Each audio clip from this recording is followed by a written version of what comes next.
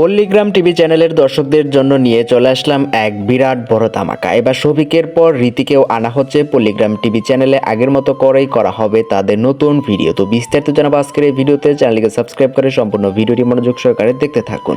দীর্ঘদিন পর আবারও পল্লীগ্রাম টিভি চ্যানেলে ফিরে এসেছেন জনপ্রিয় দুই তারকা রীতি খাতুন এবং শফিক। দর্শকদের দীর্ঘ অপেক্ষার অবসান ঘটিয়ে পল্লীগ্রাম টিভিতে ফিরে এসেছেন রীতি খাতুন।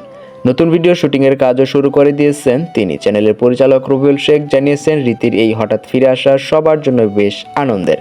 একসময় এই চ্যানেলের সেরা তারকা ছিলেন রীতি আর শফিক, কিন্তু ছোট্ট একটু ভুল বোঝাবুঝির কারণে তারা দুজনেই চ্যানেল ছেড়ে চলে যান। তাদের এই বিচ্ছেদ ভক্তদের মাঝে এক দারুণ হতাশার সৃষ্টি করেছিল।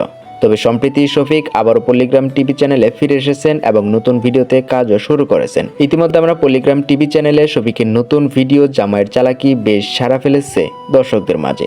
জানা যায়, শফিকের মা পরিচালক রবিউল শেখ ও চ্যানেলের কর্তৃপক্ষের কাছে তার পূর্ণ বহাল ও আইনি জটিলতা থেকে মুক্তির জন্য অনুরোধ করেছিলেন।